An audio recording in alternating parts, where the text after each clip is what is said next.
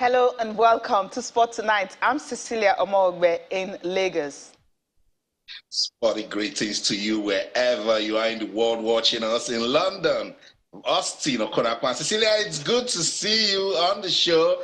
I see a lot of good things coming out of women's football in Nigeria. But tonight, I think we're going to have fun talking about basketball in Nigeria. Obviously, I mean, we've been waiting for it, and finally, the Final 8 started on Monday. And of course, Rivers Hoopers, the team everyone wants to beat, they are on the run, winning their first two games. Lagos Islanders, well, that's semi-final, rather, the last four they want to be in might just be tricky for them. We'll talk basketball on the show because we are happy that NBBF are getting their house in order and they are starting basketball in Nigeria. And of course, the CAF Women's Champions League will get us talking. Women's are doing so well. Bayelsa Queens, I mean, they needed that victory on Sunday and they went ahead 3-0 and they were in the semi-finals. So the first Nigerian team in the CAF Women's Champions League to be in the semi-finals. And of course, another team from West Africa. They happen to be the only one left in West Africa. They are in the semi-finals. Yeah. So kudos to Bayelsa Queens. We'll talk about that also on the program. And of course, CAF Confederations Cup. Yes, they had to step down from the big one to the lesser one, but it doesn't really matter. Their scoring goals, resounding victories for both teams that had to, play at the weekend last week. But also, we'll talk about another one, which is the mistake of a World Cup. I don't even know how to put it. Seb Blatter has been talking about Qatar was a mistake. Well, it's just 12 days to go. Whatever mistake has been made, it's been made. Everyone is going to Qatar. The countries have qualified. Right. More than 800 players will obviously be there to play for their countries. These are many more. I mean, the countdown to the FIFA World Cup obviously continue on the show. So these are the things we'll be talking about, Austin. So it is a loaded package. That's right, loaded package, action-packed total sports. I cannot wait for us to get into the conversation. I'm glad that basketball in Nigeria finally gets us talking, particularly club basketball, because we know, Cecilia, that we've got the talent, but for poor administration and management, we've not been hearing so much from club basketball in Nigeria. Now they're trying to think, they're trying to reflect. And I'm glad that we've got the NBBF Final 8. You talked about Rivers Hoopers. It's good to talk about Lagos Islanders also. And some of those other teams that we know that if we give them the right attention and development, that Nigeria can actually rule basketball in Africa. We can. I mean, for us to be having automatic slots to Basketball African League shows how much they respect Nigeria when it comes to basketball. But as you mentioned, administratively, we've not gotten it right in the last 8 or 10 years. It's been woeful. But good news is at least everything is in order. So after now, we'll have a full-fledged league, hopefully very, very soon. But then let's take a look at results from day one coming from the Nigerian Basketball League. Results from day one from Nigerian Basketball League. Coral Falcons, their first game, it was 65-58 against Benue Braves, and the game between Gombe Bulls and Lagos Islanders. Lagos Islanders lost by 5 points. And Rivers Hoopers and Nigeria Customs. Now, this was the game of the day because Rivers Hoopers, at halftime, they were 9 points down. But somehow, John C. Anaye had to produce some magic. He scored 20 points, 4 steals, and about 5 rebounds, then 4 3-pointers. That actually propelled Rivers Hoopers for them to be able to beat Nigeria Customs in their first game just by 2 points. And Cannon Pillars and Police Baton, it was 55-53. Another very, very close game from day one. And of course, day two result, Islanders again losing to Nigeria Customs 70-54. Nigeria Customs bouncing back from that 2-point loss to Rivers Hoopers for them to get that victory. Benue Braves and Police Baton, it was 61-43. Cannon Pillars and Coral Falcons. Now, Cannon Pillars, you expect them to get this game, but some of Coral Falcons were better on the day, 65-54. And Rivers Hoopers and Gombe Bulls, Rivers Hoopers, of course, they also struggled in this one, but they ended up winning by as much as 67 points. So, Austin, we're going to bring in our guest into the whole business of the day now. Talking about Kehinde Idris, he's joining us right now on the program. Of course, we talk so much about basketball, and we'll have some of the visuals that will get us talking will be Lagos Islanders and, of course, Gombe Bulls. That game was remarkable because of how it all went down. Lagos Islanders wanted a victory, but somehow they just couldn't get it. They lost by as much as 9 points. Kindly welcome to the program. It's good to be here, Cecilia. It's good to, also be on the show with you. And like Austin said, it's always nice having the feminine touch. Sometimes it's always the guys, So it's good. And I love the fact that we're discussing basketball. Also alluded to that.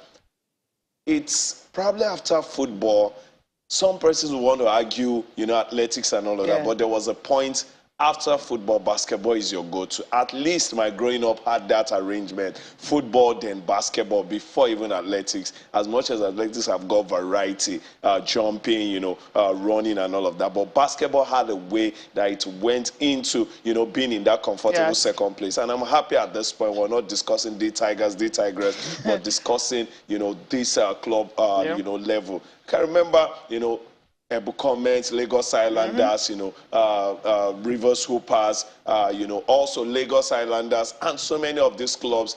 I'm so happy that they are back in this fold. And look at the way the breakdown is. It seemed like the old guys did not forget, what they used to do. And for the new ones, they are really trying to rub shoulder. And this is what we miss, this excitement. Look at the way you're reeling out the stats and all of that. And so many of these guys, so happy for them. They will be getting something that has to do with recognition for the sport they love and they love to do. And so, pro Lagos Islander, fan.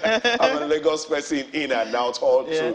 Comments if they were to be here, another club I really do love. So it's a sad one for Lagos Islanders, but I'm particularly happy for how Rivers Supers are handling themselves. But the joy for me here is Kwara Falcons and the way, if you're talking of, household names, maybe they are not one of those. But the day or the time the opportunity comes, you've done your homework, now come express it. And I think Kwara Falcons are really expressing that. And I'm happy.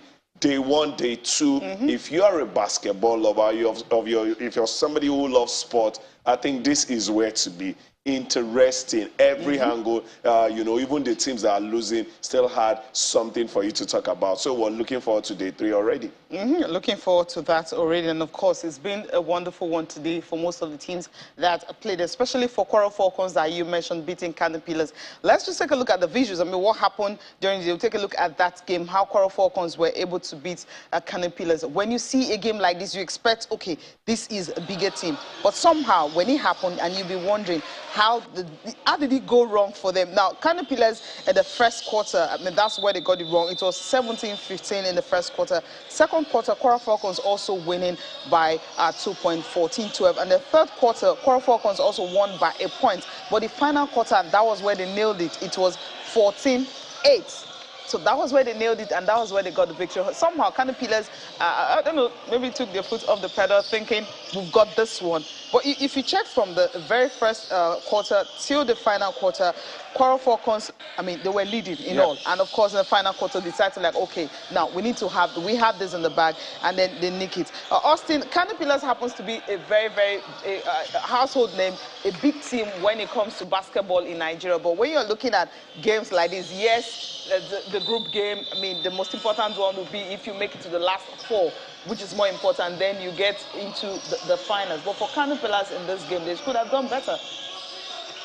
I totally agree with you, but then again, if you check out what Kwara Falcons have been doing, I think in the last 3 years before we got that disruption with basketball in Nigeria, you could tell that they wanted to chill with the big boys, when they meet Kano Pillars, meet Nigeria Customs, Lagos Islanders, they don't show them any respect, and you could tell that they've kept that consistency going. So for Kwara Falcons, that was a game that they needed to use to prove a point, And if you check what Rivers Hoopers also did in their game, they needed to also use to prove a point. That's why it seemed like Lagos Islanders, their hopes seem to be fading away now of reaching the knockout stage. Because at this level, day one and day two, you must let your opponents fear you. It's just 8 teams. So when you take yourself out, it's just 7. So everything you're doing, you shouldn't lose to the top guys because you're likely to meet them in the final. And I think that's the mentality Kwara United they used in that game against Kano Pillars. No disrespect, Kano Pillars were respected. The other day on the show, I gave them their flowers. We talk about Kano Pillars with volleyball. We talk about Kano Pillars with handball, back-to-back champions in the handball league. We're still giving them their respect with basketball. So there's Likely something they are doing that other states can keep, but let us give Kwara Falcons the praise that they deserve. They went all out to win that, and they did just that. And they got the victory, which was a fantastic one for them. You mentioned Lagos Islanders, and that's where we're going to next. Lagos Islanders, when they started that particular game, I mean, you don't score 5 points in the first quarter of a game. Yeah. So when you do that, it's usually very difficult. That's how Nigerian Customs, I mean, they narrowly lost to Rivers Hoopers. They knew they needed to bounce back, and they did that, and they scored as much as 70 points. But that first quarter, which was really like 17-5, you're like, Lagos Islanders, are they serious? I mean, what are they thinking? Now, this is Lagos. Lagos is hosting. You thinking maybe, because I know the fans, you know, you mean, anytime you go to the indoor sports hall of the National Stadium, whenever you see Lagos Islanders playing, the frenzy, the frenzy is big. Something else. So you expect that to play a major factor for Lagos Islanders. But the way they approached the game, the first quarter wasn't good at all. I will tell you something, If you're out there and you're an ardent football follower, and you think football can actually get you very emotional at the edges of your seat, you need to take time and watch basketball. 5 minutes can nearly take your life in basketball. The stops, the passes, the baskets, the timeouts, and all of that. You could play 5 minutes for 1 hour. If the teams who are up against each other understand the gimmicks of, basketball, and that is what we had. After the first quarter, which, everybody thought, how can you do that? We've also seen that happen in some games, and then we find them turn up. But Lagos Islanders did not really turn up, in other quarters, and that really played a role. Now, you will go back to the first quarter, that was very abysmal. You cannot start out, especially like you mentioned, the fan that you had behind you. You needed to do more. And, I think the team understood that, and they just took full advantage of that. The moment they started well, they just continued managing the game. Now you don't need to do even too much. Just manage second quarter, manage third quarter, manage fourth quarter, talking about managing Lagos Islanders, and they did that perfectly. And if you do that, this is the result you'll get. And as much as I said I'm a Lagos Islander fan, I love competition. Yes. I love it when you show up and then you show off. I love it when after the game we're discussing, and we're not discussing with sentiment that this team did. We want to discuss actual things, and that is what we saw. Customs got all of our accolades after that game. Yeah, I mean, the second quarter, Lagos Islanders tried to bounce back 21-19, but it was a little too late. Third quarter, 16-20, they went back again. The final quarter, it was 12-14 at the end of the day. I mean, they just lost it, and they just couldn't do much about that. The final one that will get our attention this evening will be Benue Braves and, of course, Police Batin. I mean, these two games happened, these two sides happened. Benue Braves were there before, but somehow, I mean, we didn't hear much about them until they were able to gain promotion Austin, and now they are back in the top flight. And of course, you will say they're also doing something right, for them to be able to come here. But when you look at these two teams and you look at what they've been able to do over time with their teams, being able to even get into the top flight is already a plus for them. I think that alone is a win-win for them. I think we should commend Benue State also for what they are doing with basketball in Nigeria, from the days of Mark Mentors to Benue Bulls and the likes. Now Benue Braves. What a way to get us talking about them. Beating Police Baton. Don't forget, that's a traditional basketball team in Nigeria. 51-43 is disrespectful, and that's why we should say kudos to them for what they did on day 2. And this is why we will continue to admonish and talk to basketball administrators in Nigeria. It is this sort of story that Benue Braves did that we want to talk about. A team that probably would have been underrated. A team that you say are probably been the whooping team, of the competition. And here they are, doing the unthinkable against Police Baton. And it makes day 3 interesting. I'm sure when we get into the fixtures, we'll see why we'll look forward to day 3 action. Cecilia, I think we should put a pause on the conversation, take some reaction from day 2 results. And then we'll come back, we'll talk some more. Benue Braves used to be a very household name in Nigeria. But for the past 30 years ago, we have not been coming for competitions. Competition will come, no funds to come. We have not been coming. Till last year, we were able to make it to the Premiership again. And that's why we want to keep it, so that the basketball in Benue State will see grow for the development of Benue and Nigeria at large. We actually had ourselves prepared for, you know, a good outing today. But, you know, how the game turned out, well, we can't apportion blame for any reason. We just have to accept the defeat.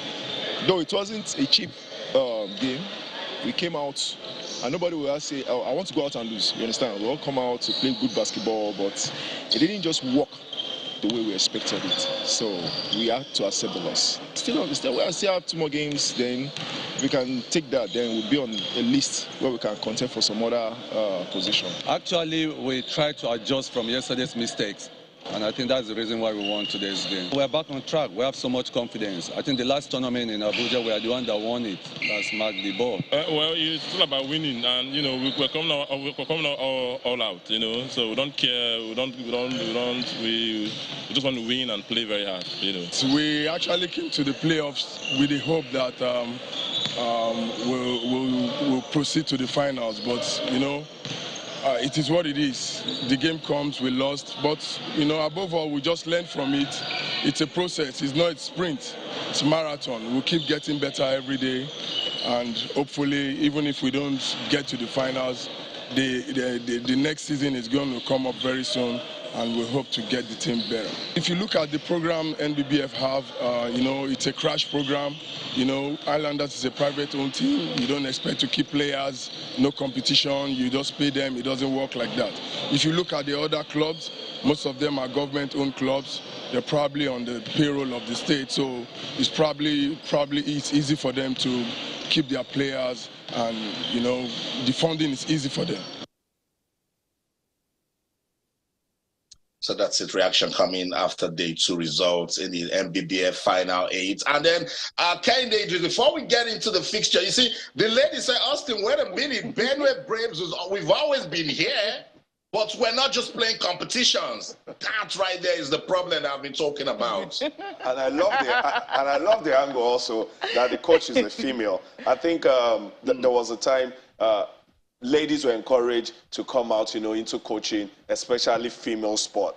And now we're seeing a woman holding her own in male sport. So she is so tough. You can see even from the way she speaks, she doesn't take any nonsense. Yeah. And that is why they are getting that kind of result. And I like the fact that she had to put it out there. We've always been here. For some reasons, funds and all of that, we've not come. But we've gathered all of those, you know, disappointment or bitterness from not being able to take part in competitions. We brought her here. And anybody or any team, I would say, that is to play Benue Braves should be aware. Should be ready. And of course, if you look at the Atlantic Conference and also Savannah Conference, the Atlantic Conference is only Rivers Hoopers and Coral Falcons are yet to lose. Savannah Conference, all of them have lost 1 game each. Why? Of course, we know Lagos Islanders, they've lost 2 games. Well, let's take a look at the fixtures for tomorrow, the games that will be on for tomorrow. I mean, okay, no, this is not the CAF Confederations Cup, so we'll be looking at Final NBBF Final 8. Yeah, there you have it. Lagos Islanders and Benue Braves will be in action. Police Batting and Nigeria Customs will to be in action on Wednesday. Gombe Bulls and Coral Falcons will see if they can continue that winning streak they started. Rivers Hoopers and Kano Pillars will be the game for the day, because Kano Pillars haven't lost 1 game and also won 1. Rivers Hoopers won 2 of their games. Benue Braves also, I mean, they've lost 1 and won 1. Lagos Islanders yet to win. So tomorrow they've got an opportunity to see how they can get into the game. Austin, you mentioned that when we start talking about the fixtures for day 3, we'll know how maybe the men and the boys who will be separated. But Lagos Islanders need a victory from here for them to be able to get something out of this. Can they do that on Wednesday afternoon? We'll see. I don't know. They need to do it. They need to prove it with basketball. I think they're under a little bit of pressure, and that's a good test of character when they get on to play Benue Braves, a team that has proven that they are actually brave. So it will be a good encounter. And I said what I said about the fixture because it doesn't come bigger than Rivers Hoopers and Kano Pillars, you know. Particularly the Kano Pillars didn't win on day 2 when they were expecting to win, you know, so it makes it a fierce competition. So it's all good for basketball in Nigeria. I cannot wait for those games to be played so that we can talk about it. There will be so much drama. I can feel it already, you know. And then it's all good for the development of the sports in the country. Cecilia, I think we should put a pause, go on a quick break now. When we come back, I know you are pumped up to talk about the CAF Women's Champions League. We'll dissect it on return. Don't go anywhere. Stay. Welcome back. It's Sports Tonight on Channels Television. You can be part of the program on Twitter. For Channels_Sports, we're taking a look at what's going on in our beautiful, exciting, money-spinning, engaging world of sports. Cecilia, there is no way I'll have you on this show and lead the discussion on the CAF Women's Champions League. No, I will be arrested and tried. Okay, that's where we're going right there because, I mean, it's a good thing for Bayelsa Queens. They needed to get into the semi-finals. I mean, they knew that, yes, the ball was on the court. All they needed to do, I mean, score, and then they scored 3 goals, and right now they are in the semi-finals. And I'm so happy against Wadi Degla. I mean, that's a North African side. Remember how, they're missing them now. But then what ASFA did to Rivers Angels the last time, it was 3 goals to nothing. Sana scoring a hat-trick against Rivers Angels, and that's how they got out at the group stage. But then for Bayelsa Queens, they will be meeting this side that actually took out Rivers Angels out of it. And now it's going to be semi-finals, and it will be Wednesday, 9 p.m. Nigerian time. But for Bayelsa Queens, what they've done so far, I mean, you should be happy. Wadi Degla, the final group game, Wadi Degla hasn't won a game. You know, Whipping Girls, they lost to Mamelodi Sundowns by 5 goals to nothing. They lost their opening game 1 goal to nothing against TP Manzembe. So you expect them to bounce back. But Bayelsa Queens knew what they wanted to do, losing their first game to defending champions. The second one they won, the third one they won. That's a hallmark of a team who understands what it means to play in a championship like this, especially with $400,000 at stake for the winners. I think another thing people have not really taken note of is the fact that maybe with what we've seen, Sundowns are the best team. But also Bayelsa Queens are the only team that have scored against this team. Even in the first edition, they are almost close to perfect. Mamelodi Sundowns ladies, they have been close to perfect, except for that classic goal from Bayelsa Queens, you know, that got everybody talking. And I said it, you know, on the show and to some colleagues off, you know, camera. I said the way this game was talked about, Mamelodi Sundowns versus Bayelsa Queens in South Africa, tells me something, that there is huge respect for Bayelsa Queens. As much as they've not been at this level, this was their first showing. That was supposed to be their first game. They called it a final before the actual final. They have so much respect for Bayelsa Queens. After the game, I read some of their stories, some of their media stories, tabloids. They still had that same respect. And then TP Mazembe fell under their anointing. Then Wadi Degla fell under their anointing. So much respect for ASFA. But if I know Bayelsa Queens so well, I think they are out to prove a point. You can remember also, Cecilia, you follow women's football, women's sports so well. They were so bitter that they didn't have that first ticket to represent Nigeria last year. Rivers Angel, you know, took it by that, you know, skin of the teeth. So they wanted to prove a point that was supposed to be here last year. Now we're here and we'll tell everybody, you know, that was supposed to be here. So, and they're already doing that. I think this is the biggest test yet. ASFA have about 8 girls in that team that plays for the Moroccan national team. That tells you how good. Also, this Moroccan national team came during the Aisha Buhari, and we know what they did. Let's not go back into funny stories. So we are up against something serious. But if you are talking about the ASFA ladies here, trust me, if you tune into programs in Morocco, they are talking about Bayelsa Queens also right now. That's what, because, I mean, Austin, ASFA Queens, they are the host nation. Wadi Degla couldn't do anything when Egypt hosted the last time. I mean, they got at the group stage. But if you look at what ASFA has actually done so far, home team, I mean, Rabat's Morocco, that's where the game will be played. So the fans also will come into the party. But Bayelsa Queens, yes, they beat a North African side by 3 goals to nothing. That was actually the whipping boys, the whipping girls in that group. But like, can they pull this off? Knowing that we've had 6 players that have scored so far for Bayelsa Queens, only one in team that had a brace that scored, you know, 2 goals. We have 6 different players scoring for Bayelsa Queens.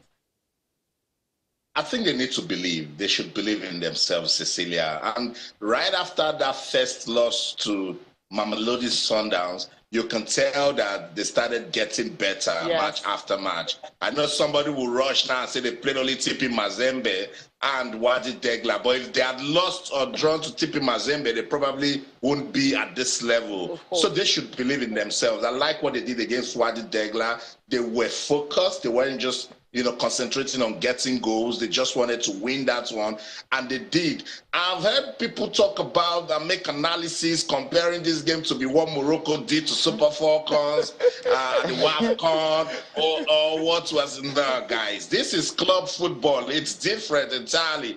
Yes, Asfar will come out with support from the home fans, but Bayelsa Queens just need to stay focused. They shouldn't respect them in any way. I keep saying it, that what Mamelodi Sundowns and Asfar are enjoying is the attention that their government gave to football in their country. Yes. People are forgetting. In 2020, Morocco rolled out that investment package for the development of women's football in Nigeria. Cecilia, one of the objectives was that before 2023, they should have qualified for the World Cup. Have they qualified? Yes. Yes, preach on. And also, one of the objectives was that they should have a club that is doing so well in Africa. Do they have that in Asfar? Of course they do. It tells you that it's long-term planning. It is what you sow, you reap. Yeah. So this should be a big lesson to football administrators in Nigeria. Yes, Bayelsa Queens, they're doing what they can, but they can't do it alone as a state. They need the support. There must be that federal might, that federal character, that guidance, policies that the minister has been talking about, that we go down and rub off on this club size. And when we start doing that, when we're finding out to play Mamelodi Sundowns or Asfar, there will be no form of panic because we're all on that same developmental level. Yes. Obviously, I mean, that's what everyone is looking forward to. I mean, I mentioned the fact that you have 5 different players that have scored for them. You have Messi and Timmy scoring, the only one that scored multiple goals. But for these players, where will goals be coming from? I mean, apart from Messi, Timmy, who we hope, she'll always come to the party. I'm sure from everywhere. With the analysis for anybody who had not watched Bayelsa Queens, with just this analysis you made, goals can come from anywhere. Yeah, Juliet Sunday. They are a team that seem compact. You know, everybody works for everybody. And when the opening comes for you, all of the front ladies can actually get goals. So, you know, goals can come from anywhere. I am not one who is so particular, you know, in a team that has one go-to man or woman for goals. Make it open. Yes, maybe there might be one lady or one woman who stands tall above all. But if everybody can contribute, I think that is even, you know, fuller. Mamelodi Sundowns have also got that. So many ladies in that team can score goals. Then also, you know, Austin talking about analysis about, you know, Super Falcons being taught some lesson by Morocco.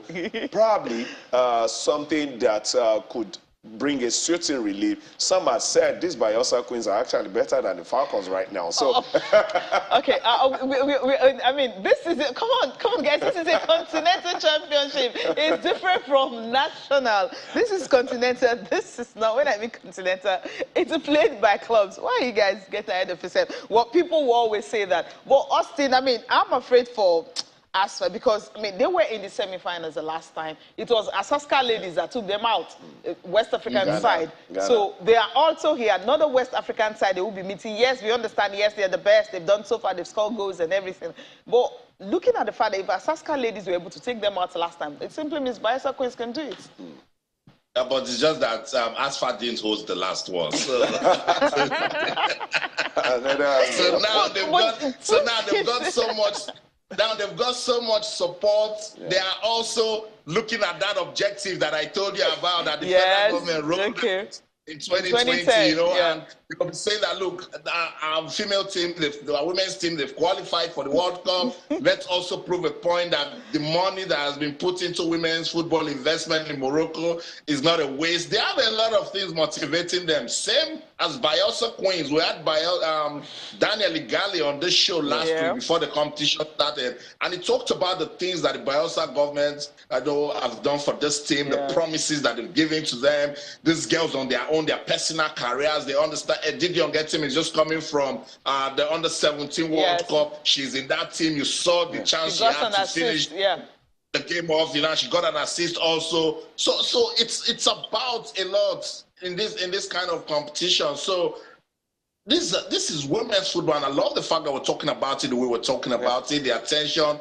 the Confederation of African Football has given to it, putting these games out there for people to see. I mean, the United Kingdom, I follow the matches. We're talking about investment now for women's football. Young girls will be inspired and empowered to play football. So let's not really look and talk about if as far we take out Bayelsa Queens or Bayelsa Queens we take out as far. Let's talk about the fact that this is club women's football in Africa. Yes. This is the second edition and it's commanding this sort of respect and attention. I think all the girls are winners and champions already. I mean, you're spot on right there. They are winners and they are champions because look at the prize money. I mean, winners 400,000, runner-up 250,000, semi-finalists 200,000, and if you finish third and fourth, you have 150 grand and of course 100,000 for you. So that alone, it's something for the players to play for. Is so beautiful.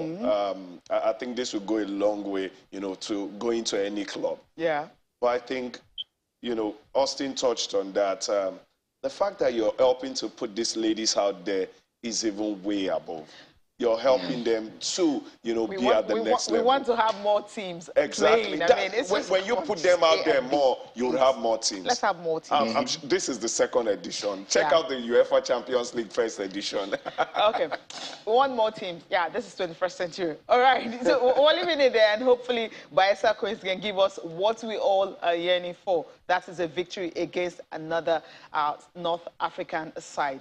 Host or no host, they can actually stay home and not get into the finals. We're hoping that Mamelodi Sundowns and Bayelsa Queens will just play in the finals on Sunday, 400,000 quid. I mean, that's a whole lot of motivation for the ladies.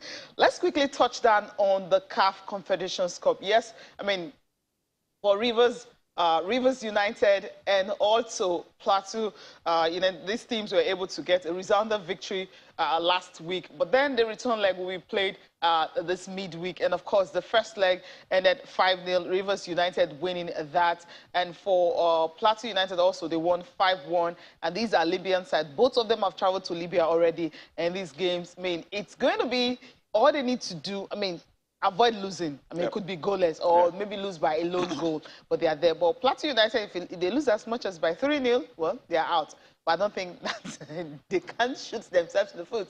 For Rivers United, they need to lose by as much as 4 goals, right? Yeah. For them to be able to get out. Even 5. Even 5. Yes. So I mean, you can't. I mean, you wouldn't want to. If any of these teams representing Nigeria goes out at this level, the club I think there should be a national punishment.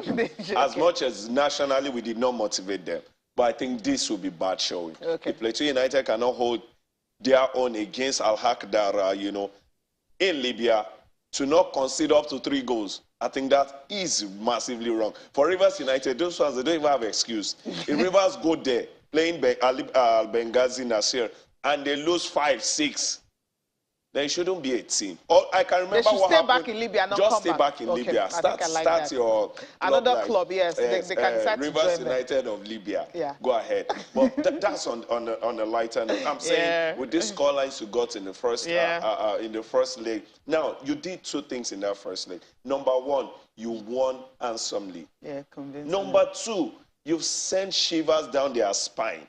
That is, anywhere in the world, if you're beating 5-0, if you're beating 4-1, that person are your senior. There is no way you look at the game, whether you call it is on the away turf, is on the home turf. So if you've sent such shivers to their spine right here in Nigeria, and you're going down there, definitely at the start of the game, they are still scared of this team just beat us some 7 days ago.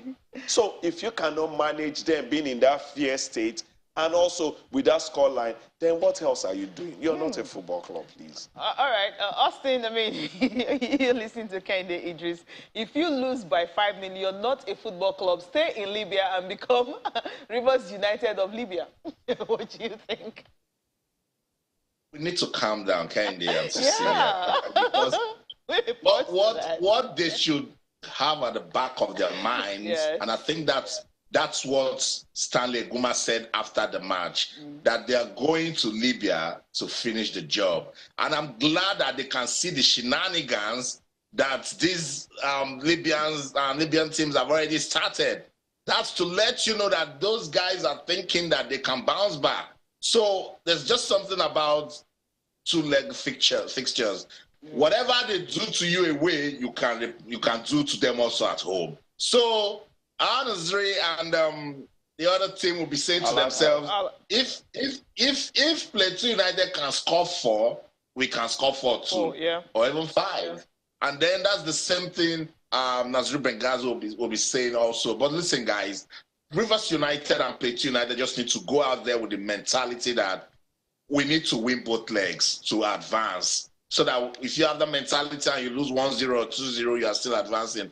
But I said this thing on this show last week. If we are jumping on the fact that it's a 4-1 and 5-0 win, you just need a bad referee that will give you poor officiating and what 2 dubious goals in first half, and then your goalkeeper have a bad outing, produces 2 howlers. We'll be saying a different analysis. So don't be fooled by the result from the first leg. Go out there, stay focused, and tell yourself that you need a good result to advance to the group stage, which is very, very important for Plateau United and Rivers United. I just wanted to ask Austin. Okay. Austin, do you think, let's turn the tables around, Plateau United, Rivers United, losing 4-1, 5-0 away, coming back home, bad officiating, goalkeeper howlers and all of that. Do you think we can be at this state and think we can overturn it, like Nigerian representatives?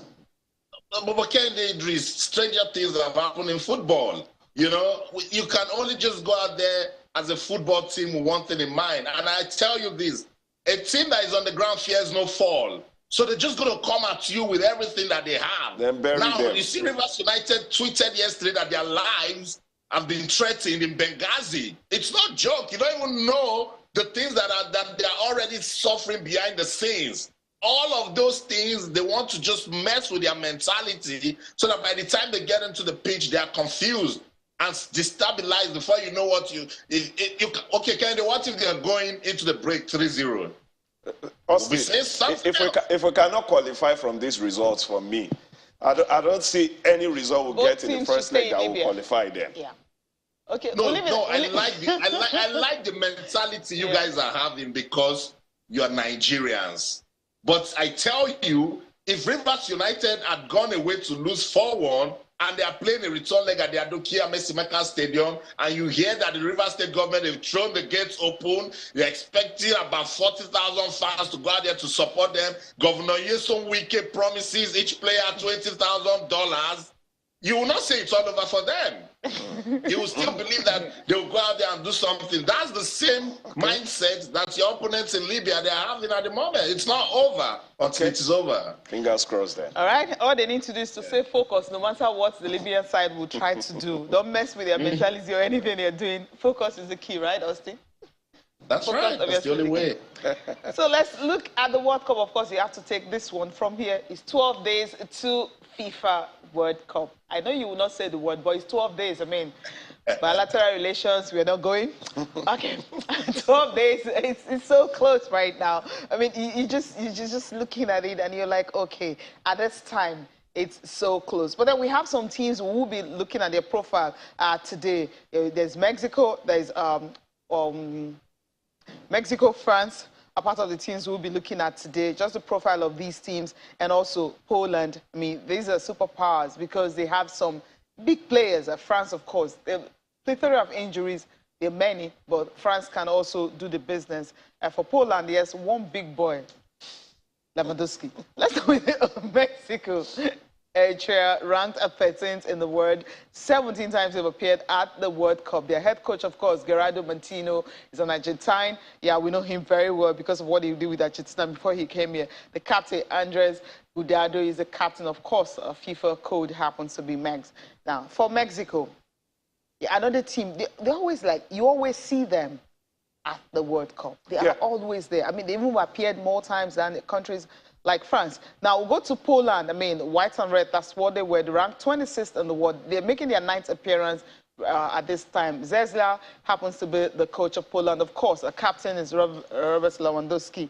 And another country is France, Les Bleus. I mean, France defending champs, but France will be coming to the World Cup without most of their players ranked 14th in the world. They're making their 16th appearance. Didier Deschamps happens to be the coach. Hugo Lloris, of course, the captain, was the goalkeeper for Tottenham Hotspur.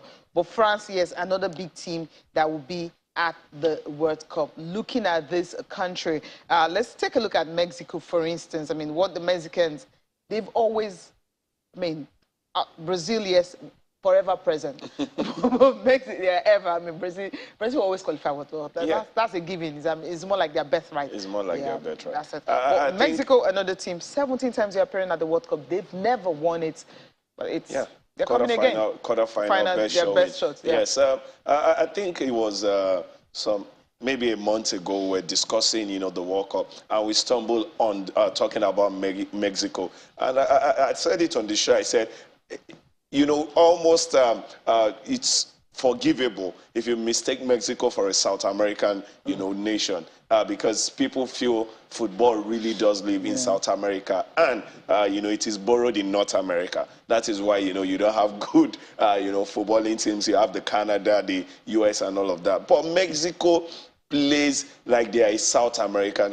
Even South American nations gets to play Mexico and struggle. That is how good this team, has been. So it is almost natural for them to be at the World Cup. They are playing, you can mention those countries they get to play in the qualifiers at the North American side. So a good side. But if you follow the antecedent, for them to have not gone past the quarterfinals, I think that is the surprise for me, having to discuss Mexico. Okay. So many names you can mention, Blanco, Borghetti and all of that. So maybe this time around, but I'm seeing so many big, good teams, trying to show the World Cup in the days. Also, let's quickly touch down on France before we move to Sepp Blatter saying World Cup is a mistake. France, of course, yes, N'Golo Kante won't be there, Paul Pogba won't be there. About 5 players are injured in the French national team. They won't be coming to the World Cup with these players. I mean, France, what can they do this time around? Defending champions, they won the last one. Definitely a little bit of pressure will be on them. They are the team to beat. This is the World Cup. In fact, yesterday when the Brazilian squad was announced, you see stars everywhere, and we're even talking about some of the names that were supposed to be in the team that were dropped. It tells you that teams are setting up just to beat Le Bleu. And if you look at the team, yes, no Pogba, no Conte, and some other big names, but look at your screen and still see big names. That's everywhere in this French national team. And the thing about this French team is they don't respect any team. That's what they did at the World Cup in Russia. When they were coming out against Argentina, remember, Pondit wrote them off. And then they did what they had to do. And right after that game, I knew they were going to go on to win the World Cup. So you can take them out. I think what the Champs have been able to do with this team is they've been able to keep them together as a unit. In fact, the way they play, the team spirit, the bonding that they have, and of course,